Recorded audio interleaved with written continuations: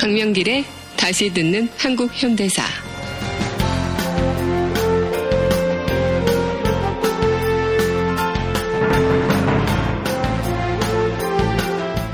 제76강 북교에서 북한으로 7.4 남북 공동선언.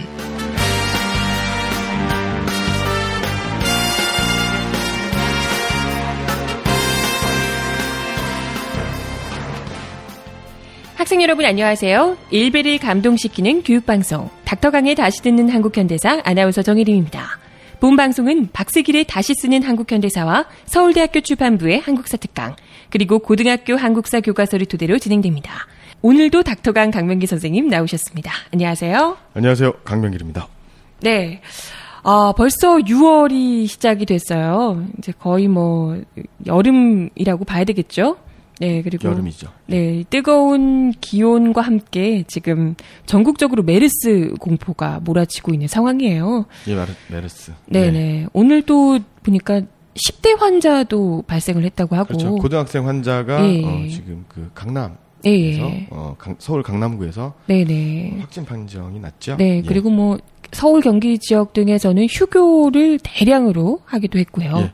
제가 살고 있는 동네에서도 메르스 환자가 네. 발생을 했군요. 괜찮으십니까? 네, 강 선생님.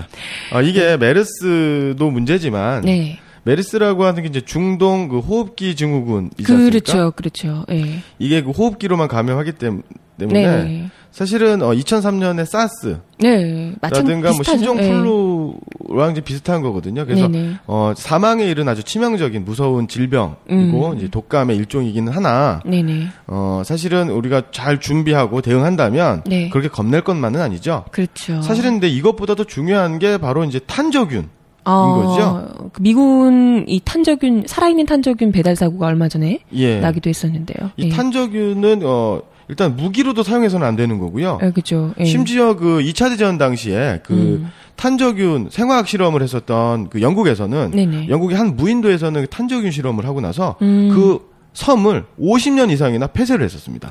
그만큼 무서운 균이라는 거죠. 살상되는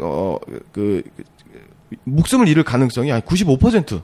치사율이 95% 이르는 굉장히 치명적인. 메르스 이런 것보다도 훨씬 더 이게 정말 심각한 맞습니다. 균인데 지금 국내에서는 메르스뿐만이 아니라 탄저균 배달 사고까지 이어지고 하는 등 정말 그야말로 온갖 바이러스들이 대한민국을 참 혼란스럽게 만들고 있는 상황입니다. 네, 이런 가운데 뜨거운 여름을 보내고 있는 오늘 또 살펴볼 오늘의 역사 어떤 것이 있을까 짚어볼까요? 오늘의 역사. 오늘이 6월 8일이죠. 오늘 방송하는 날은. 6월 9일. 우리 이제 뜨거웠었던 민주주의의 열기 87년 6월 항쟁을 빼놓을 수가 없죠. 그렇죠. 87년 6월 9일 연세대학교 학생이었던 이한열 분이 교문 앞에서 독재 철폐, 민주주의 수호를 주장하는 시위 도중에 경찰이 쏜 SY-44 최루탄 파편에 맞고 실신이 됐었던 날이고요. 그 사진을 기억하시는 분들 많으실 겁니다. 친구가 같이 이렇게 끌어안고 있는데 귀에서 피를 흘리는 이한열 열사의 모습. 병원에 응급실로 실려갔지만 안타깝게도 한 달 후인 7월 5일 날 사망에 이르게 되었고요. 이한열군 청년 이한열의 죽음은 60항쟁을 폭발시키는 결정적 계기가 되기도 했습니다. 그리고 나서 그 다음 날인 1987년 6월 10일 이 노태우 민정당의 대표위원이었던 노태우가 대통령 후보로 선출이 되었고요. 그날 동시에 같은 시각 민주헌법쟁취 국민운동본부에서 주최하는 박종철군 고문치사 조작 은폐규탄 및 호헌철폐 국민대회가 개최되어서 민정당과 전두환 독재 정권에 저항하는 전국민적인 하항쟁이 시작되었다. 라고 할 수가 있겠죠. 그야말로 60항쟁의 시작이라고 볼 수 있는. 요 당시 헌법이 바로 이제 유신헌법인데요. 그래서 4월 3일 날 전두환이 독재자 전두환은 호헌을 선언합니다. 호헌은 헌법을 수호하겠다. 그러니까 국민의 요구로 국민의 뜻이 반영되는 직선제로 대통령을 뽑는 직선제가 아니라 유신헌법 체제로 체육관에서 대통령이 지명한 대통령 선거인단을 통해서 대통령을 선출하는 간선제를 지키겠다. 그 말은 헌법을 지키겠다지만 실제로는 그렇지 않았군요. 그렇습니다. 그래서 오늘날의 대통령 직선제, 민주주의, 네. 지방자치제가 이루어진 것은 바로 이제 87년에 전 국민적인 항쟁으로부터 비롯된 것이다. 네, 60항쟁 덕분이었죠. 그 시작점이 됐던 이하열 열사의 최루탄으로 인한 그 사망이 있었던 때기도 하고요. 87년이요. 네. 그리고 또 어떤 것이 있을까요? 오늘의 역사로? 네, 2002년이죠. 네. 월드컵 열기로 온 나라가, 온 세계가 떠들썩했었던 2002년 6월 13일. 당시 중학생이었던 신미선 양과 네. 신효순 양은 경기도 양주군의 국도변에서 미군의 장갑차에 치여서 꽃다운 그렇죠. 꽃 피우지 못한 목숨을 네네. 안타깝게 우리가 미선이와 효순이를 잃어버린 날이죠. 그렇죠. 네. 너무나도 그 참혹했던 당시의 상황이 사진들로 많이 또 알려지게 됐었고요. 그때 그렇습니다. 전 국민이 굉장히 분노에 떨었던 그래서 여중생들을 중심으로 해서 전 국민적으로 반미 감정이 치솟으면서 반미 촛불이 또 크게 일기도 했었고 맞습니다. 그랬죠. 그 계기로 어쨌건 소파 협정이 조금이라도 일정 부분은 이제 개정되기도 했지만요. 조금 일정한 부분에 대한 진전이 있었던 건 사실이죠. 하지만 아직까지도 갈 길이 굉장히 멉니다. 맞습니다. 아까도 말씀드렸었던 이 탄저균 같은 경우도 네, 명백한 그 한미 주둔군지휘 협정, 소파 협정 위반이지요. 그렇죠. 일단 그런 살아있는 탄저균이 국내로 반입이 되는데 한국 정부에는 알리지 않았다는 게 일단 그렇죠. 너무나도 심각한 문제 중에 하나고요. 네, 그리고 또 어떤 것 있을까요? 오늘의 역사. 가장 중요한 건데요. 네. 1960년. 60년이요? 예, 4.19 혁명이 일어난 해지요. 네. 60년 6월 9일. 당시 문교부 장관, 교육부 장관이죠. 오늘날의 네. 문교부 장관이 그 민족 반역자, 친일사학자 이병도입니다. 이병도가 문교부 장관이었는데요. 네. 교원노조. 그때도 교원노조가 있었어요? 예, 그렇습니다. 예. 전국 교직원 노조죠. 네네. 교원노조 해체 담화를 발표했었고요. 각지에서 성토대회가 있었습니다. 묘하게 좀 최근의 모습과 오버랩이 되네요. 얼마 전에 전교조를 또 법의 노조화 시키는 그러한 내용이 맞습니다. 또 법원에서 판결이 났죠. 헌재에서 판결이 나기도 했었습니다. 실제로 이 교원 노조는요. 이승만 정부 시절에 만들어졌었는데요. 그 교원 노조를 결성하려는 움직임은 이미 이제 1958년부터 일어나고 있었습니다. 네. 1958년 11월에 일부 교사들이 교원 노조에 관한 그 모임 회합을 했었고요. 그 노총이죠. 그러니까 노총, 그러니까 요즘으로 치면 한국 노총 정도가 되겠죠. 이에 대한 지지 입장을 밝혔습니다. 그리고 4월 초까지 그 다음에 59년 4월까지 교원 노조 결성을 둘러싸고 교사 측과 학교 재단 간의 논쟁 있었습니다. 그리고 이러한 자유당 말기의 교원 노조 결성 움직임은 법무부가 유권 해석에 의해서 일단 중단되었습니다. 이 법무부가 그 당시에 교육공무원법에 의하여 교원은 단체 교섭과 단체 행동을 할 수 없다. 오늘날하고 뭐 다르지 않죠? 네네. 그래서 정부의 교원노조 불허 방침을 명백히 밝혔습니다. 예. 그러다가 1960년 4월이죠. 4.19 혁명이 일어난 직후에 대구에서 대한교련, 그러니까 이제 어용단체죠. 네네. 대한교련을 배척하는 움직임이 시작이 됐었고요. 그러면서 서울에서 47개 중고등학교, 그 다음에 또 3개 국민학교, 초등학교죠. 네. 교원들이 모여서, 학원의 자유, 교육의 자유, 그 다음에 교육행정 부패의 제거, 교원의 질적 향상, 권익 옹호를 선언하면서 교원노동조합 결성준비위원회를 시작으로 교원노조가 이제 만들어지게 되는 거죠. 그리고 이제 아까 말씀드렸던 그 당시 문교부 장관이었던 이병도는 친일사학자. 그렇죠. 예. 이 사람이 얼마나 나쁜 사람인지는 다 알고 계시죠. 이완용의 또 조카죠. 그렇군요. 예. 이런 분이. 예. 교원노조 반대, 교원노조 불허하는 담화를 발표하게 됩니다. 그런데 이제 그 당시 이제 4.19 혁명이 일어나고 이제 민주당 정권, 나름대로 지금 온건하면서도 민주적인 정부였었던 민주당 장면 정부는 교원노조 불허 방침에 대해서 대단히 그 미온적인 입장을 볼 수밖에 없었던 거죠. 네네. 어찌 보면은 장면 정부가 좀 이렇게 기회를 엿본다.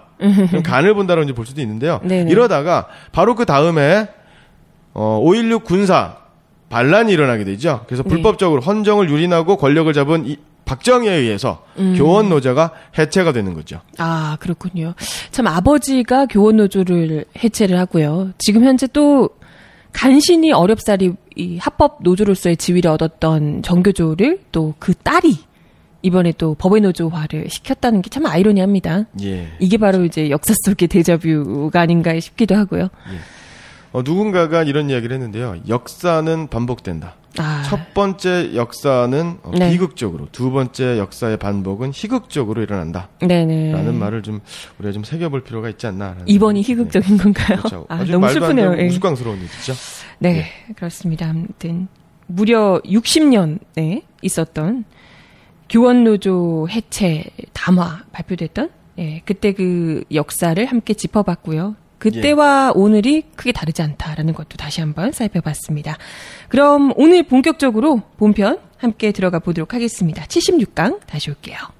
지금 여러분께서는 강명길의 다시 듣는 한국 현대사를 듣고 계십니다. 76강 북괴에서 북한으로 7.4 남북 공동선언 편입니다.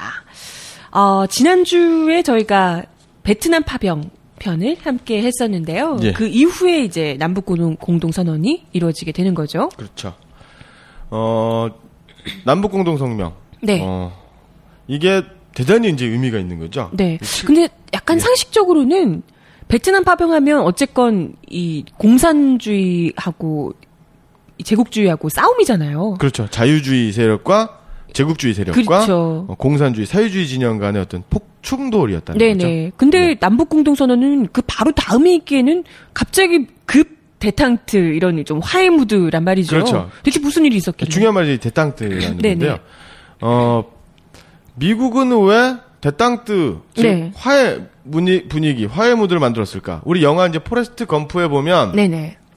그 남자 주인공이 그 약간 좀 그 지능이 조금 떨어지죠. 예, 약간 모자란. 예. 이 검프가 이제 그 닉슨 대통령과 함께 네. 그 핑퐁 외교, 중국에 가가지고 이제 핑퐁 외교를 통해서 네. 중국과 미국 간의 어떤 외교, 네. 그 국교를 수립하게 되는 거죠. 네네. 바로 이제 요 시절에 바로 이제 7.4 남북 공동성명이 일어났는데, 네. 아까도 말씀하셨던 것처럼 군대를 파병을 해서 공산주의 세력에 대한 어떤 침공을 감행한 겁니다. 그렇죠. 미국이. 그렇죠. 그리고 우리가 한몫 거기 거들었던 거죠. 네. 자유진영을 수호한다라는 명분으로. 네네. 그런데 미국이 처참하게 이제 패배를 한 거죠. 네네. 그러면서 미국 내에서는 반미가 아니라 반전의 분위기가 있었던 거고요. 네, 이제 전쟁 더는 하지 말자 이런 그렇습니다. 분위기가 있었다는 거죠. 그리고 그러한 것들을 통해서 당연히 그 북한은 당연히 중국은 베트남을 도왔겠죠. 네네.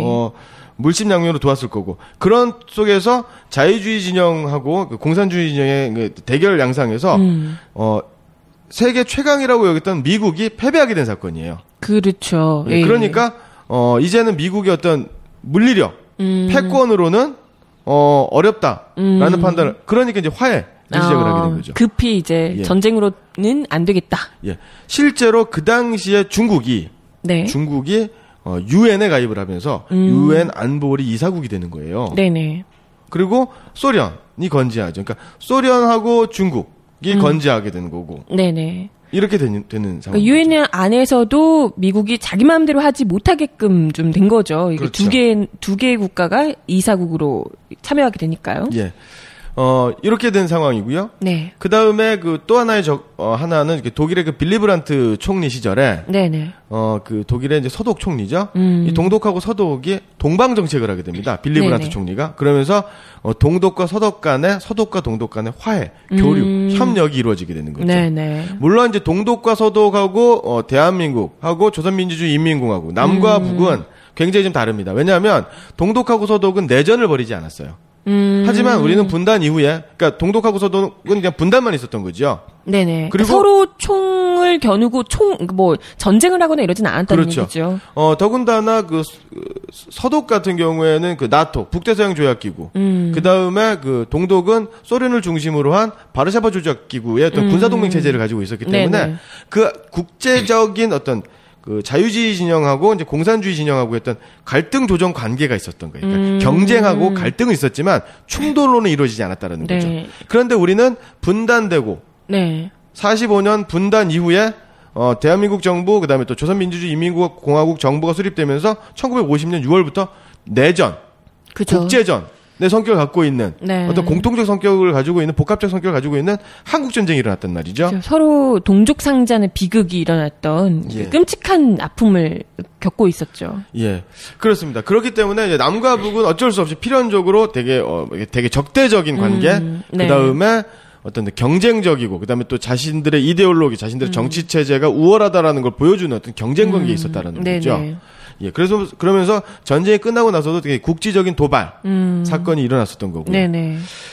이러한 과정이 있었고, 그 다음에 또 국내적으로는, 박정희 정부가 헌정을 유린하면서 5.16 군사 쿠데타를 일으키면서 이제 권력을 잡았단 말이죠. 그렇죠. 그러면서 반공을 국시로 하고, 네. 그 다음에 경제를 발전시키겠다, 뭐 이런 취지가 있었는데, 민주공화당을 창당하면서 엄청난 부정부패 스캔들, 4대 의혹 사건이 일어나게 되고, 네. 그 다음에 경제는 발전하지 않고, 고작 세계 106등의 그 경제 성장에서 18년 유신 독재까지 해가지고 18년 지나니까 7계단 상승한, 네. 96인가 97위로 밖에 안 되는 이러한 저조한 경제 성장. 그 다음에 인권에 대한 탄압, 민주주의의 말살. 그렇죠. 이렇게 되는 거죠. 그런 가운데 이제 파병하고요. 그렇죠. 예. 이렇게 되는 거고, 거기에다가 대통령 선거를 박정희가 3선 개헌을 하면서 대통령 선거를 하게 되는 거죠. 네네. 그러면서 김대중 후보하고 붙게 되는데, 네. 박정희는 관건 모든 것을 동원해서 이제 선거를 하게 되죠. 거의 온갖 부정부패가 다 일어난 선거였던 셈인데. 맞습니다. 그런 선거에서 간신히 이긴 거죠. 아슬아슬하게 이기는 거죠. 그렇다는 건 거의 모든 부정부패를 다 동원했는데 간신히 이겼다는 거, 사실상 실제로는 졌을 가능성이 더 높은 거죠. 국민들의 여론이 그만큼 패배한 거예요. 김대중 후보에게 어마어마하게 쏠렸을 가능성이 굉장히 높은. 예, 맞습니다. 실제로 민주당 후보의 김대중 후보의 어떤 득표 네네. 표가 있는 표 뭉치가 불타다 만채로 발견되기도 하고. 어머머. 민주당 후보의 투표용지, 득표용지에다가 인주를 의도적으로 붙여서 무효표를 만들게 하고. 이런 일부터 해서 관건 선거. 정말 노골적으로 부정부패가 있었군요. 예. 그러니까 박정희 입장에서는 네. 위험하겠죠. 어떤 정권의 안전을 위해서, 권력의 안위를 위해서 국면 전환을 할 필요가 있다는 거죠. 그래서 7.4 남북공동성명을 이루게 되고요. 7월 4일 날 남북공동성명이 일어나고 그해 10월 17일 바로 이제 3개월 있다가 유신이 선포가 되죠. 그러면 우리가 오늘 살펴볼 7.4 남북공동성명이 어떤 내용을 담고 있고 또 어떤 효과를 가져오게 됐는지를 우리가 잘 살펴볼 필요가 있겠네요. 예. 이렇게 좀 위기에 내몰렸던 박정희 정권은 어쨌건 살려주는 효과를 냈던 거잖아요. 이것 자체가. 국민들에게 거의 이 박정희 정부에게 등 돌렸던 국민들이 다시금 그래도 좀 주는 분위기가 됐으니까 자신 있게 유신 헌법을 내놨을 거 아니에요, 그죠? 그렇죠. 네, 그럼 어떤 내용을 담겼는지. 자신 있게는 아니고요. 자신 있게는 아니고 강압적으로. 예. 네. 예. 남북공동성명, 7.4 남북공동성명은 한국 전쟁 이후 최초의 남북 간 합의 문서가 됐죠. 네, 의미가 있습니다. 네. 그 내용의 일부를 한번 읽어드리도록 하겠습니다. 네네. 이거는 이제 교과서에서도 나오는 내용이기 때문에 좀 중요한 내용이고, 더군다나 이제 며칠 있으면 6.15 선언이 그러네요. 있은지 기념일이 되죠. 예. 그래서 7.4 남북 공동성명의 일부를 보도록 하겠습니다. 네. 서울의 이후락 중앙정보부장이 1972년 5월 2일부터 5월 5일까지 평양을 방문하여 평양의 김영주 조직지도부장, 이 김영주 조직지도부장은 김일성 주석의 동생이죠. 그러니까 권력의 실세다라고 보시면 되는 거죠. 그럼 김정일 위원장의 작은 아버지, 그렇죠, 작은 아버지, 되는. 예. 회담을 진행하였으며 김영주 부장을 대신한 박성철 제2부수상이 1972년 5월 29일부터 6월 1일까지 서울을 방문하여 이후락 부장과 회담을 진행하였다. 그리고 이런 문구가 나옵니다. 이 과정에서 쌍방은 오랫동안 서로 만나보지 못한 결과로 생긴 남북 사이의 오해와 불신을 풀고 긴장의 고조를 완화시키며 나아가서 조국 통일을 촉진시키기 위하여 다음과 같은 문제들에 대한 완전한 이해의 일치를 보았다. 자, 그런데 여기서 중요한 구절이 바로 오랫동안 서로 만나보지 못했기 때문에 오해와 불신이 쌓이고 긴장이 고조되었다. 라는 거죠. 지금도 마찬가지인 거죠. 그렇죠. 그러니까 지금 가장 중요한 것은 평화, 그다음에 또 대한민국, 남쪽과 북쪽은 인민이라고 하고 남쪽은 이제 국민들이죠. 네네. 남쪽 사람들과 북쪽 사람들이 북쪽 정권과 남쪽 정권이 평화적으로 발전을 이루기 위해서는 기본적으로 만나야 되는 거예요. 화해해야 맞습니다. 되는 거죠. 네. 그리고 만나지 못하는 데서 오는 뭐 뿔 달린 북괴니 어쩌니 이런 오해가 쌓였다 이런 얘기죠. 네, 맞습니다. 예, 그래서 여기에 그 7.4 남북 공동성명의 핵심적인 내용이 나오는데요. 네. 첫째, 통일은 외세에 의존하거나 외세의 간섭을 받음이 없이 자주적으로 해결해야 한다. 이 내용은 사실 이후에 있었던 우리 6.15 공동선언이나 14선언에도 그렇죠. 다 나와 있는 맞습니다. 내용이죠. 둘째, 통일은 서로 상대방을 반대하는 무력 행사에 의거하지 않고 평화적으로 실현하여야 한다. 이게 평화의 원칙이죠. 네. 셋째, 사상과 이념, 제도의 차이를 초월하여 우선 하나의 민족으로 민족 대단결을 도모하여야 한다. 좋은 말이네요. 예, 그래서 여기 나와 있는 세 가지 원칙이 바로 자주, 평화, 민족 대단결. 이게 제가 중학교, 고등학교, 그 다음에 또 대학 입시까지 이게 윤리 문제, 단골 문제였죠. 7.4 남북 공동성명의 어떤 기본 정신으로 맞는 것을 골라라, 틀린 것을 골라라.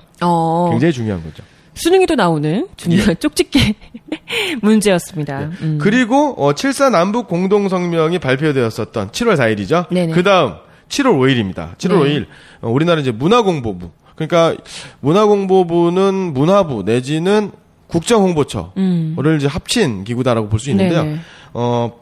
문화공보부에서 각 부처의 공보관, 그러니까 이제 대변인이나 홍보실이 되겠죠. 이게 공문을 내려보냅니다. 앞으로 북괴라는 호칭을 북한으로 고쳐 부르도록 하라. 그럼 이전까지는 다 북괴라고 불렀던 거예요? 그렇죠. 북한 괴뢰. 모든 국민들이 다 정부에서도 북괴. 굉장히 이게 요즘에도요 북한에서 이렇게 남쪽을 부를 때 남조선 괴뢰. 네, 막 이런 식으로 부르는 게 있잖아요. 박근혜 괴뢰도당 뭐 이렇게 부르죠. 네, 그렇게 부르면 이게 북한식 용어인가 보다 했는데 우리도 그렇게 불렀었던 때가 있군요. 예. 북괴라고 불렀구나. 이 괴뢰라는 말은 이제 꼭두각시, 즉 허수아비. 그래요? 뜻인데요. 그래서 그 1932년에 만주사변이 일어나면서 그 일제가 일본 제국주의가 어딥니까? 그 만주에다가 청나라 마지막 황제 부이를 황제로 세우면서 만주국을 세우죠. 그래서 만주국을 만주 괴뢰 정부라고 이제 부르는 겁니다. 그런 의미군요. 꼭두각시라는 의미. 예, 당연히 북한에서도 남쪽을 남괴. 그렇죠. 남괴라고 불렀던 거죠. 북괴 남괴 이렇게 불렀는데 이제 화해를 해야 되니까 우리가. 예. 이 괴뢰라는 말을 왜 불렀느냐라고 하면 서로의 어떤 주체성, 서로의 정통성, 서로의 자주성에 대해서 부정한다라는 거죠. 그렇죠. 너의 정부를 인정하지 않겠다라는 의미를 담은 괴라는 뜻이죠. 맞습니다. 그리고 그 당시에는요. 중국 그러면 지금 우리가 보는 상해, 북경에 있는 중국이 아니라 대만, 차이니즈 타이페이를 중국이라고 했습니다. 그러면 중국은 뭐라고 했나? 뭐라고 했나요? 중공이라고 했습니다. 중공. 중국 공산당. 그렇군요. 그랬던 때가 있었군요. 너무나도 정말 먼 얘기 같이 느껴지는데. 예. 그래서 그러면 잠시 시간을 내서 그러면 남과 북의 서로에 대한 호칭이 이제 어떻게 바뀌었느냐. 그리고 좀 알아보는 것도 좀 재미있으면 좀 유익한 일 같습니다. 그러다가 남북 간의 적시자 회담이라든가 뭐 이런 걸 통해서 만나다가 91년 12월 제6차 남북 고위급 회담에서 남북 기본합의서라는 거 굉장히 중요한 문서인데요. 여기에서 이럽니다. 서로를 남과 북, 그다음에 쌍방, 혹은 남측, 북측, 혹은 평양, 서울 이렇게 부릅니다. 그게 어찌 보면 북한에서는 북쪽에서는 남쪽을 대한민국 이라고 부르고 남쪽에서는 북한을 조선민주주의 인민공화국 이라고 이제 불러야 되잖아요. 그런데 그러면 서로 두 개의 국가가 되는 거죠. 그러니까 그러면 통일이 되었던 민족적 동질성이라기보다는 서로 그냥 다른 나라 그렇죠. 이렇게 되니까 통일을 해야 된다는 것을 전제로 해서 남측 북측 이런 식으로 명칭을 하자. 그렇죠. 라고 했다는 거죠. 이렇게 얘기합니다. 그러다가 1993년 김영삼 대통령이 취임식에서 역대 대통령 가운데 처음으로 김일성 주석이라는 표현을 했죠. 그렇군요. 그러니까 상대방의 체제를 인정한. 그래서 72년 남북 공동성명부터 점차적으로 서로에 대한 이해, 폭, 서로 상대방을 인정하는, 상대방의 체제를 인정하는 이렇게 되는 겁니다. 사실 이제 그 이전에도 어찌됐건 뭐 7.4 공동선언 했을 때도 이우락 그때 당시에는 중앙정보부 부죠. 예. 이분이 올라가셔가지고 어찌됐건 이제 존칭을 써가면서 이렇게 하기도 했었고. 그렇죠. 전두환 씨 같은 경우에도 그 당시에 뭐 편지를 써서 굉장히 그렇죠. 좀 뭐 친애하는 뭐 어쩌고 하면서 김일성 주석님의 어떤 애국적인 어떤 뭐 그런 거를 뭐 굉장히 종북스러운 이런 이제 하기도 했었지만 실질적으로 이제 공식적인 석상에서 김일성 주석 이렇게 표현을 쓴 것은 김일성 그렇죠. 대통령 김일성 대통령이 아니라 대통령이라 이게 김영삼 대통령이 처음이었다는 그렇죠. 거죠. 그러니까 아까 말씀드린 전두환이 밀사를 보내서 그다음에 또 밀서를 통해서 뭐 특사인지 아니면 뭐 비밀 편지인지 모르겠지만 북한의 김일성 주석을 대단히 찬양하는 이런 발언을 했죠. 굉장히 찬양하는 그런데 찬양 고무하는 광주 민주항쟁을 공산분자의 사주에 의한 난으로 규정하고 쿠데타를 통해서 권력을 차지했었던 이 전두환이 속으로는 안보에 대해서는 김일성 주석을 막 찬양하고 예찬하면서 그렇죠. 1980년 9월 대통령 취임사에서는 뭐라고 했냐면 북한 공산 집단이라고 불렀다는 거죠. 그리고 속으로는 그렇게 생각하고 그리고 언론에서 다시 북괴라는 표현이 나타나게 되는 거죠. 그러니까 그렇군요. 이 전두환 정부가 얼마나 반통일 세력인지 를 알 수가 있는 거죠. 근데 그런 편지는 또 참 기회주의적인 거죠. 그런 편지는 그렇습니다. 또 친애하는 어쩌고 하면서 또 보내시고. 또 한 가지 표현이 이제 우리를 뭐 우리 남쪽에서는 북한은 이북이라고 하지 않습니까? 그러면 또 북한에서는 남쪽을 이남이라고 하고. 그런 표현을 또 쓰기도 이북 하죠. 이남이라고 하는 것은 38선 이북, 38선 이남. 그러니까 이것은 분단을 좀 강조하는 용어다. 라고 보는 거죠. 그런 것보다는 이제 남측, 북측 이렇게 그렇습니다. 쓰는 게 더 낫겠다. 그리고 또 이제 우리가 저도 그러지만 이제 북한이라고 하고, 남한이라고 부르고. 북한에서는 북쪽에서는 우리나라를 대한민국을 남조선이라고 그렇죠. 이렇게 하지 않습니까? 그것은 이제 남한 북한, 그다음에 북조선 남조선 이것은 이제 그 자신의 체제 안에 상대의 체제를 편입시키려고 하는. 그러니까 상대하고 나하고 상대방을 동등하게 대등한 위치로 이제 인정하지 않는다라는 거죠. 그러니까 이게 별말 어찌 보면 이게 뭐 말이 뭐 이렇게 단어 쓰는 게 그렇게 중요하냐라고 얘기할 수 있지만 실제로 어떠한 표현을 쓰느냐, 어떠한 용어를 쓰느냐에 따라서 상대방에 대한 태도, 그다음에 또 내가 그 상대에 대한 어떤 가치 의미 부여가 좀 달라진다라고 하는 면에서 용어 선택은 되게 좀 중요하다. 일단은 공식적으로 우리 정부에서 같이 이제 통일을 위해서 같이 쓰자고 했던 약속했던 그 단어는 용어는 어찌됐건 남측 북측이라는 용어가 일단은 맞다라는 거고요. 근데 뭐 거의 대부분은 북한이라고 쓰는 것 같아요. 우리나라에서는.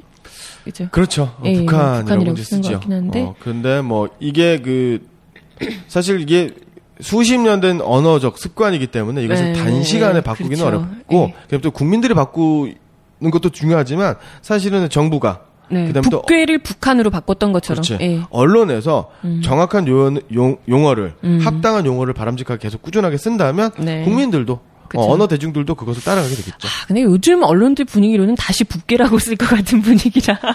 요즘 그래서 케이블 TV 종편을 거의 이제 보질 않고 있는데요. 보면 뭐 아주 거의 거죠. 북괴 수준이던데. 하여튼 7.4 남북 공동성명을 통해서 남북 간의 화해 국면으로 접어들게 되는 거죠. 어찌됐건 뭐 국제적인 분위기나 아니면 국내의 이런 정치적 입지 때문이기는 하지만 사상 처음으로 있었던 남북 간의 대화 나름대로 있었던 거고요. 그로 인해서 모처럼 남북의 화해, 전쟁 이후 처음으로 화해 분위기가 무르익게 됐습니다. 근데 좀 의아스러운 것이요. 그때 어찌됐건 나름대로 이제 국민들에게는 베트남 전쟁 파병도 있었고 했을 텐데 갑자기 지금 뭐 이후락 중앙정보부 부장인가요? 이분이 또 올라가셔가지고 했으면 이게 좀 약간 국내에서는 받아들이기가 좀 깜짝 놀라지 않았을까 싶기도 한데요. 깜짝 놀랐죠. 이때가 이제 1972년입니다. 1950년에 전쟁이 일어났죠. 3년 동안. 그러면 이제 53년엔 전쟁이 끝났는데. 자, 보십시오. 이 전쟁을 하고 나서 20년 정도가 지난 거죠. 그러면 그때 지금이야 이산가족 그러면 굉장히 나이 드셨고 많이 돌아가셨죠. 남아있는 이산가족이 별로 안 계시죠? 그렇죠. 저희 아버님 같은 경우도 이제 어렸을 때 아주 갓난아기 시절에 이제 건너 월남을 하셨단 말이에요. 근데 저희 아버님 벌써 이제 70에 가까우시고. 네. 근데 그 당시 1970년대 같은 경우에는 20대, 30대. 그러니까 정혜림 아나운서라든가 저라든가 이런 한참 사회에서 사회생활을 왕성하게 할 사람, 젊은 네네. 사람들이 이산 가족이 굉장히 많았다라는 거죠. 그럼 그 어느 때보다 사실 통일에 대한 열기가 굉장히 좀 뜨거운 때였을 겁니다. 예. 더군다나 아까도 말씀드렸지만 베트남 전쟁에서 실패를 하고 경제 개발도 실패하고 정부의 부정부패, 재벌에 대한 특혜라든가 어떤 뭐 하나라도 제대로 된 게 없었단 말이에요. 네네. 이런 상태에서 권력은 박정희 정권은 자신의 권력의 위기를 탈출할 수 있는 국면 전환이 필요했던 거고 네네. 그것을 안보 위기와 결합시키면서 그쵸.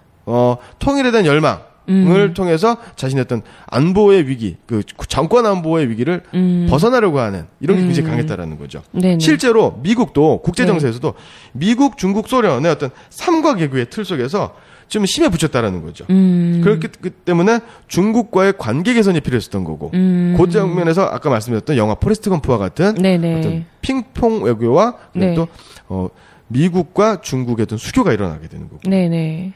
그 다음에 그렇다라고 하면 한반 중국과의 어떤 평화, 대땅뜨가 이루어지려면 한반도 동북아 냉전의 핵심인 네. 한반도에서의 안정이 필요한 거죠. 네. 그래서 미국이 실제로는 좀 압력을 좀 집어넣는 것도 사실이에요. 7.4 공동선언에서. 그렇죠. 예. 근데 올라가셔서 어찌됐건 상상하기로는 우리 중앙정보부 부장인 예. 이우락 씨. 뭔가 우리 알지만 지금도 국정원이 가장 공안 뭐 이런 거에 이제 가장 앞장서는 집단이잖아요. 맞습니다. 예. 과연 올라가서 무슨 얘기를 상상하기로는 뭐 북한이랑 싸워야 될 것 같은 그런 입장에 있는 분인데 이런 예. 분이 올라가셔서 무슨 얘기 했을지도 궁금하고요. 대한민국 역사에서 이후락 중앙정보부가 네. 갖고 있는 위치가 굉장히 중요한 거고 그다음 또 박정희 정부 18년 동안의 기간 쪽에서 이후락 중앙정보부장이 갖고 있는 위치가 되게 중요합니다. 그래서 이후락 중앙정보부장을 네. 아마 지금 단독으로 네. 현대사 열전 시간에 한번 다뤄보는 건 어떨까? 네. 그럼 한번 살펴보고 올까요? 이후락 정보부장에 대해서 먼저 듣고 오겠습니다. 현대사 열전 이후락 1924년 울산에서 태어난 이후락은 20살이 되던 1943년 일본 항공기 정비학교에 입교와 일본군 하사로 복무했다. 그 후 광복 후 1945년 군사영어학교 1기생으로 입학해 대위로 임관하였다. 김정렬의 증언에 의하면 이후락은 자신을 일본군 대위라고 주장했으며 미군은 사실이 아니라는 것을 알면서도 대위로 임관시켰고 이후락은 곧 소령으로 진급하였다. 1948년에는 육군본부 정보국 전투정보과장을 지냈고 그 뒤 박정희가 여순 사태에 연루돼 재판을 받게 되자 육군본부 전투정보과장이 됐다. 이후 미국 육군참모대학교로 유학을 갔다. 1957년 귀국한 이후락은 일선부대 지휘관 경력이 전혀 없었지만 특수부대인 7구 부대장이 되며 군에 복귀하였다. 7구 부대는 79호실, 중앙정보부 등의 별칭으로 불렸는데 미 CIA의 제안으로 CIA 한국 지부와의 업무 교류를 목적으로 창설됐다. 정식 명칭은 국방부 중앙정보부로 국방부의 지휘를 받았다. 부대 명칭 7구는 그의 군번 10079에서 따온 것이다. 이후락은 주한미국 대사관의 직원들에게 박정희가 공산주의자라는 정보를 제공하기도 했다. 또한 이후락은 박정희 주변에 끊임없이 밀정을 심어두고 그의 일거수일투족을 감시하였다. 5.16 쿠데타로 권력을 장악한 박정희는 대통령이 된 뒤에도 이후락을 경계하였다. 5.16 군사정변 초기에 이후락은 별다른 주목을 받지 않았지만 1961년 7월 박정희에 의해 국가재건 최고회의 공보실장, 군사정보 대변인에 임명되었다. 1963년 1월 민정이양과 동시에 다시 소장으로 예편하였다. 1963년 이후락은 박정희가 대통령에 당선되자 대통령 비서실장이 됐다. 당시 중앙정보부장 김영옥과 함께 부정부패의 핵심으로 지목됐고 박정희는 삼성 개헌 직후인 1969년 10월 20일 이유락을 일본 대사로 내보냈다. 1970년 초부터 북한과의 협상을 준비한 박정희는 이유락을 중앙정보부장으로 임명해 1971년에 제7대 대통령 선거 총지휘권을 맡겼다. 당시 이유락은 야당 후보인 김대중을 이긴 공로로 사실상의 2인자가 됐다. 11.6 사건으로 박정희 대통령이 살해되고 신군부가 등장했다. 그뒤 이유락은 권력형 부정축제자로 몰렸는데 떡을 만지다 보면 떡고물이 묻는 것 아니냐는 발언으로 떡고물이 유행어가 된 적도 있었다. 이유락은 2009년 85세의 나이로 사망했으며 국립대전현충원에 안장됐다. 네, 이유락 정보부장 관련해서 이야기를 좀 함께 현대사열전에서 살펴봤고요. 예. 네. 그러면 다시 그 7.4 남북공동성명의 어떤 구체적인 네네. 계기와 그다음에 또 그 이후의 어떤 결과를 좀 살펴볼 필요가 있겠죠. 네. 사실 그 7.4 남북공동성명은 되게 선언적인 내용입니다. 자주평화, 민족대단결의 3원칙에 합의한 그러니까 어떤 구체적인 뭐 이산가족 상봉이라든가 그다음에 뭐 경제 개발이라든가 네. 교류 협력이라든가 무슨 뭐 특사 교환이라든가 무슨 남북 정상회담을 한다거나 그것을 뭐 정례화시킨다거나 이러한 합의는 전혀 없습니다. 아, 그래요? 예. 근데 과연 그런 것이 처음부터 없었을까요? 그럼 뭔가요? 있었겠죠. 있었는데 아주 이산가족 상봉이라든가 예. 남북 교류에 대한 내용이 있었습니다. 이게 대통령 담화에서 준비가 됩니다. 그런데 지금 우리 지금 그 당시 체제, 지금 체제도 마찬가지지만 북한이나 네. 북한 사람이나 네. 북한 물건에 대해서 우리가 함부로 접촉하거나 만나면 어떻게 되죠? 위험할 수 있죠. 그렇죠. 예. 국가보안법이죠. 예. 대통령 담화가 이산가족 상봉이라든가 남북 관계 개선이라든가 이런 걸 얘기하게 되면 대통령의 담화 자체가 대통령이 반공법, 그렇죠. 국가보안법 위반이 되는 겁니다. 아니 근데 뭐 법도 마음대로 바꾸시는 분이 그것도 못 바꾸실까 싶은데요. 예. 그래서 그러니까 자기가 만든 딜레마에 자기가 빠지는 셈이 된 거예요. 그렇죠. 네. 그래서 이러한 관계 이런 것 때문에 그런 것들이 좀 유야무야 넘어가게 되는 거죠. 수정이 되는 겁니다. 원래는 있었는데 예. 사실 뭐 화해를 하려면 그리고 통일을 하려면 어찌됐건 북한 사람들이 만나고 같이 또 이산가족들이 함께 만나게 해주고 해야지 그 진전이 될 텐데 그런 것 없이 한다는 것 자체가 원래는 말이 안 되는 거잖아요. 맞습니다. 네.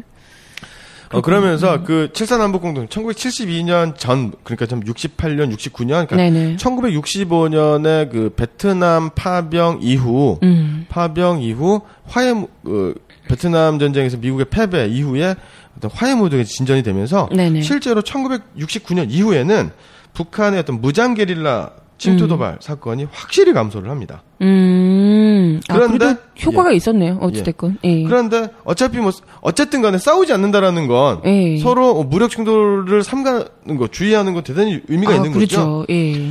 1971년 4월 대통령 선거 이제 국면입니다. 바로 이제 박정희하고 김대중 후보가 맞섰다는 거죠.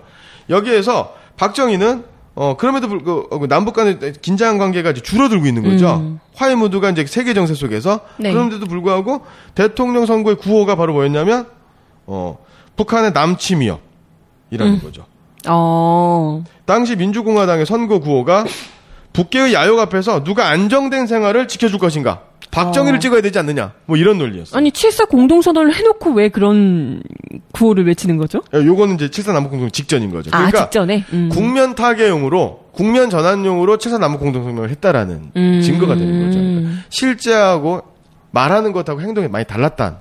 되게 이중적인 사람이었다는. 사실은 그러한 구호든 뭐 남북이 함께 뭘 하든 이런 게 중요한 게 아니라 결국은 모든 게 다 정치적인 것이지 그러한 뭐 이념이라든가 이런 것은 사실상 이 수단에 불과했다. 이렇게 독재의 수단에 따라서 어떠한 가치든 이념이든 다 이걸 썼다 저걸 썼다 할 수 있었다는 얘기죠. 통일하든 안 하든. 그다음에 선거가 임박한 1971년 4월 21일에는 박정희 후보가 지금의 정세는 마치 6.25 사변의 전야다.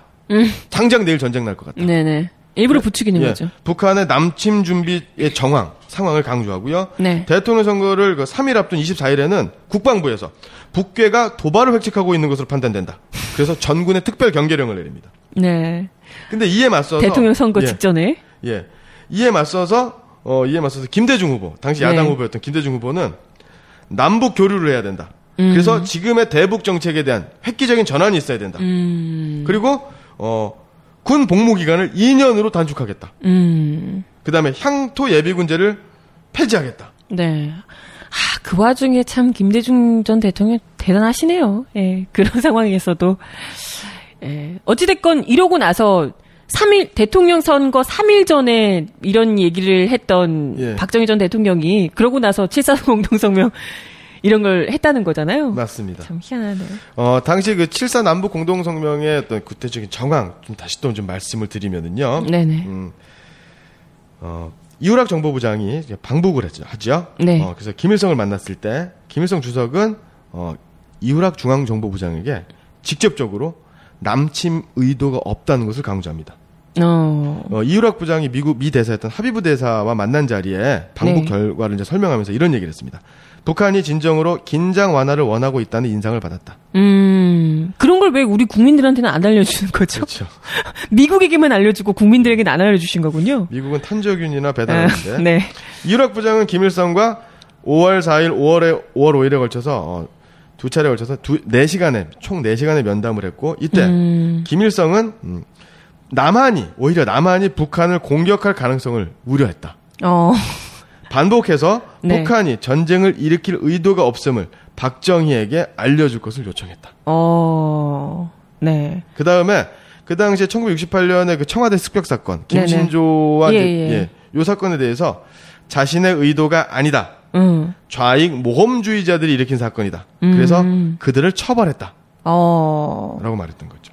그러니까 북한에서는 전혀 뭐 전쟁을 하거나 이럴 의도가 없고 자기들로서도 이제 막 재건하고 있던 상황이었으니까 뭐 그러고 싶진 않았겠죠. 예. 근데 오히려 남측이 전쟁을 할까봐 더 걱정하고 있다. 예, 이런 물론 여기서 중요한 것은 김일성의 발언, 당시 네네. 김일성 주석의 발언을 100% 신뢰할 수는 없죠. 네, 그렇죠. 예. 그것도 정치적인 그리고, 단어였을 수 있으니까. 불신할 수 있죠. 네네. 남침 의사가 없다라는 말이. 하지만 대화가 시작되면서 북한의 도발은 중단됐던 것도 사실이고요. 그다음에 또 한라인이 가동이 됩니다. 한라인이 어떻게 가동이 됐냐면 북한 1972년 6월 13일 하비브 대사하고 아까 이제 이후락 정보부장을 만난 네네. 자리에서 북한이 이후락과 김영주 네. 사이에 한라인을 2번이나 사용했다. 그러니까 한라인이 사용했다라는 건 존재했다라는 거죠. 네네.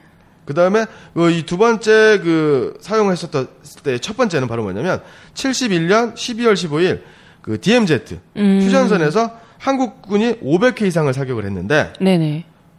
북한은 이에 대해 대응 사격을 할 것이다. 그러니까 뭐냐면 한국군이 먼저 북한에다가 이제 사격을 한 거예요.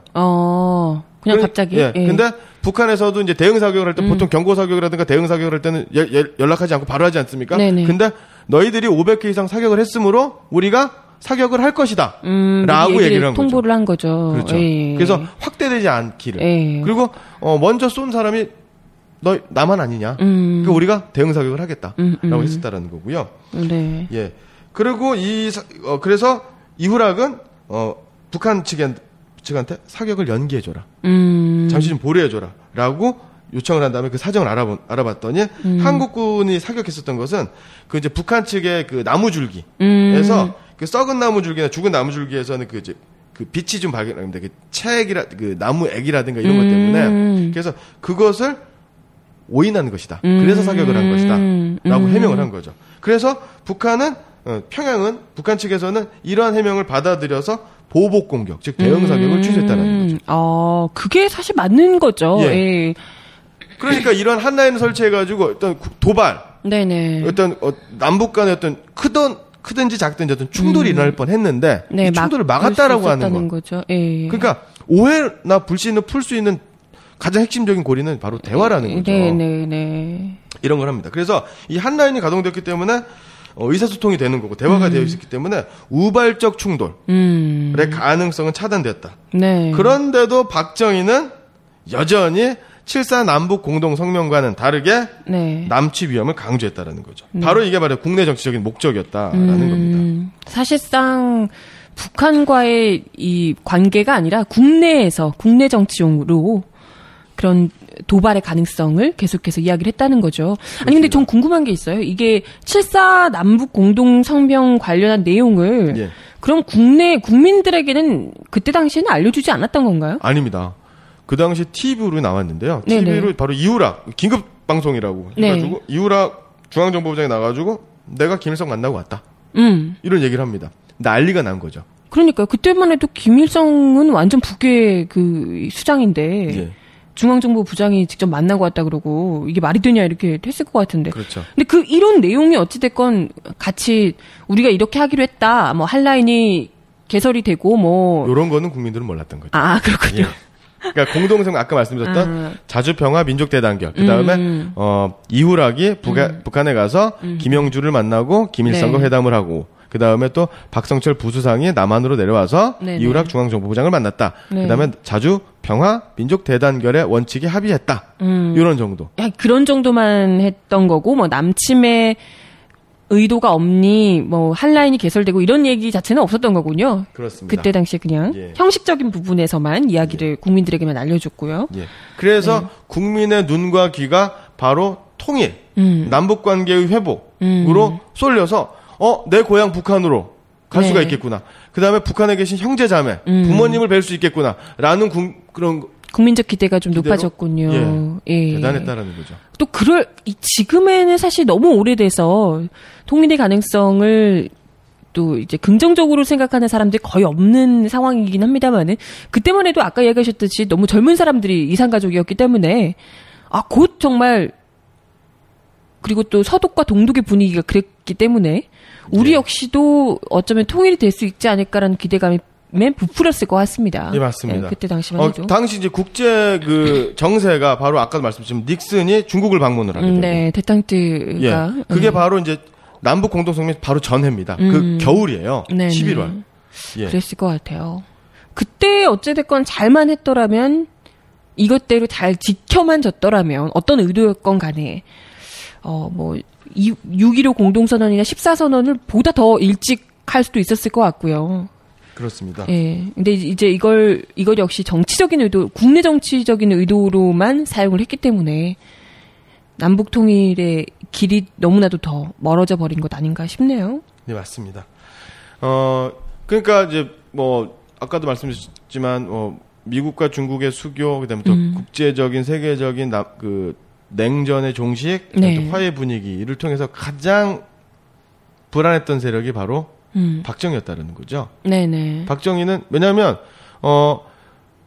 미국의 원조를 통해서 북한에 대응한다, 북한과 맞서 싸운다라는 명분으로 미국의 원조를 끌어냈고 그 원조를 통해서 자신의 권력을 유지해 왔었던 거고. 네. 그러고 때문에 국내 안보, 그다음에 또 북한 공산주의자들과의 대결이라는 어떤 안보를 내세웠기 때문에 전쟁 끝나지 않았다. 전쟁 언제 늘지 모른다라고 국민들을 위협을 했기 때문에 어떤 인권 유리라든가 민주주의 파괴, 독재 정권의 연장이 가능했었던 거거든요. 네. 그런데 화해가 되고 남북 간의 교류가 일어나게 되면 네. 정권이 있어야 할 존재 이유가 없는 거죠. 그리고 정권이 안보라든가 통일이라든가 이런 것을 억누르면서 네. 지켜왔었던 어떤 더러운 추악한 네네. 권력의 뒷모습이 다 드러나게 되면 네. 국민들로부터 외면을 받고 저항에 직면하게 되겠죠. 네네. 그러니까 먼저 선수를 친 거다라는 거죠. 그러고 나서 3개월 있다가 바로 유신을 선포하게 되는 거죠. 네. 그러니까 대단히 이중적이고 양면적인 위선적인 모습을 보인 게 바로 7.4 남북 공동성명이었고 그럼에도 불구하고 7.4 남북 공동성명이 91년 남북 합의서 그다음에 또 6.15 공동선언 네. 14 남북 합의서에 나타나는 것처럼 대단히 의미가 있는 남북 간의 합의였다. 이제 보는 거죠. 네. 여전히 그때의 합의 내용이 고스란히 지금 또 남아 있음에도 불구하고 문제는 이러한 것이 지금 다시 또 역사를 거꾸려서 지켜지지 않고 있고 그 따님 되시는 박근혜 대통령이 지금 통일 대박 이런 얘기를 하면서 아버님과 마찬가지로 또 전혀 다른 행보를 또 보이고 있다는 게 참 아이러니합니다. 예. 네, 똑같은 모습으로 남북 공동 선언을 하면서 북계 어쩌고 이렇게 예, 그렇죠? 얘기를 했던 것처럼 지금 똑같이. 남과 북이 동시에 합의했었던 네. 6.15 공동 선언. 네네. 벌써 오늘이 6월 8일, 6월 9일 되면 예. 다음 주죠. 그렇죠. 일주일 남았는데. 그 다음에 또 10월 14선언. 그래서 남북 간의 어떤 공동 행사라든가 남북 간의 어떤 화해와 평화 또 개성공단의 문제, 뭐 이런 문제들이 좀 여전히 남아 있는데요. 해결돼야 되지 않을까라는 생각이 듭니다. 네, 오늘 76강 북괴에서 북한으로 7.4 남북공동선언 편을 함께 하셨고요. 마지막으로 끝내기 전에 오늘 그 역사 데자뷰로 이야기해 주실 게 있을까요? 예, 낙타 이야기를 빼놓을 수가 없겠죠. 네, 메르스 때문에 낙타가 대한민국에서 아니 우리나라엔 낙타도 없는데 왜 이렇게 낙타가 유행이죠? 예, 우리나라에 낙타가 있었습니다. 아, 그래요? 예, 낙타가 있었습니다. 우리나라요? 예, 바로 좀 오래된 얘기인데요. 네네. 고려 시절에. 그러면 메르스가 우리나라의 유행인 게 납득이 가는 건가요? 슬프네. 지금도 이제 역대 왕들의 무덤에 보면은요, 성물이라고 그래가지고요, 돌로 무슨 뭐 이제 장군이라든가, 무슨 이제 아주 상서로운 짐승들을 조각해 놓지 않습니까? 무덤을 지키는 그렇죠. 이 동물들로. 문신, 그다음에 또 상서로 해태라든가, 이런 거기에 이제 낙타도 있습니다. 그래요? 예, 이 낙타 같은 경우에는 거친 사막, 아주 어목한 사막에서 이제 고난과 시련을 버티지 않습니까? 그렇죠. 그렇기 때문에 굉장히 의미가 있는 거예요. 그래서 역대 임금들 또 왕비들의 무덤에 낙타가 있는 경우가 조금 있습니다. 아니 근데 그 시절에 낙타를 어떻게 봤죠? 낙타가 그때 그렇죠. 고려 같은 경우에는 아시겠지만 실크로드를 그렇죠. 실크로드를 따라서 또 바닷길을 타서 예성강 하류의 병란도라는 섬이 세계적인 무역항이지 않았습니까? 그다음에 또 통일신라 시대에는 경주, 울산을 통해서 울산이 국제무역항이어서 아라비아, 페르시아의 상인들이 오기도 했었다. 그래서 신라 팔구체 향가인 처형가에 보면 이 처형가에 또 배경사로 나왔는데 처형이 동해용왕의 아들이라고 나와 있는데 동해용왕의 아들이 아니라 혹시 페르시아 상인이었는데 와서 신라에 귀화하는 것은 아닌가? 왜 얼굴이 울긋불긋하고? 예, 약간 외국인이니까 좀 그렇게 동해용왕의 그렇죠. 아들이다 이렇게 얘기를 했을 수도 있겠네요. 예, 그다음에 고려가요 쌍화점이라는 영화도 있지만 쌍화점이라는 노래에 보면 회회아비라는 말이 나옵니다. 이 회회아비가 바로 이슬람 사람들을 회회아비라고 했습니다. 그럼 그 시절에도 낙타가 국내에 좀 들어왔을 수도 있다. 예, 실제로 들어왔습니다. 50마리가. 그래요? 예, 언제냐면요, 고려가 이제 건국을 하고 이제 태조 왕건 시절인데요. 우리가 이제 고려가 이제 북진 정책을 하지 않았습니까? 네네. 그런데 이제 북진 정책을 하게 되면 그 당시에 있었던 이제 거란족, 요 나라가 굉장히 힘든 거죠. 그럼 이제 중국하고도 싸워야 되고 밑에 고려하고도 싸워야 되니까 그래서 거란족이 화해하자 우리. 그러면서 선물로 낙타 50마리를 보냅니다. 낙타가 굉장히 귀한 동물로 알고 있는데. 귀한 동물이죠. 큰 선물을 줬군요. 근데 낙타를 50마리를 보내는데, 왕건은 단호했죠. 너희 거라는 우리의 형제의 나라, 발해를 멸망시키지 않았느냐. 나는 너희들과, 통교할 마음이 없다. 거절하나요? 사신들을 귀양 보내서 죽이고요. 어머나. 낙타는 그럼 낙타는 개성의 다리 밑에 묶어서 굶겨 죽입니다. 야, 그랬군요. 그런데 이제 후에 이제 고려 중기 후기로 가면은 충해왕이라는 왕이 있는데요. 충해왕이 자신의 조상 할아버지죠. 할아버지는 왕건 행적에 대해서 이것은 외교적으로 큰 결례이고 이것은 잘못된 짓이다, 잘못된 일이다라고 하면서 이제 비판했었던 적이 있습니다. 요때 이제 그렇군요. 낙타가 이제 처음 나오는 거죠. 그랬던 낙타가 국내에서 어쨌건 50마리까지 들여오기도 했었던 낙타가 참 2015년 대한민국 와가지고 갑자기 국내에서는 사실 동물원에도 몇 마리 없는 걸로 알고 있는데 우리나라에서 그렇게 많지 않은 걸로 알고 있는데요. 최근에 근현대사 역사를 보면 낙타가 나오는 게 바로 이제 순종 황제. 대한제국 조선의 마지막 왕이죠. 순종 황제가 이 창경궁이 창경원으로 격화되면서 동물원으로 바뀌면서 벚꽃이 일본을 상징하는 벚꽃이 심어지고 동물원이 생겼죠. 근데 낙타가 들어왔습니다. 그때 들어왔군요. 낙타를 보면서 낙타의 눈망울이 나라 잃은 백성의 눈망울처럼 슬프구나 라고 이야기했었던 적이 있습니다. 그렇군요.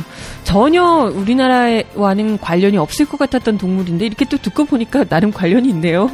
메르스 때문에 화제가 되긴 했지만.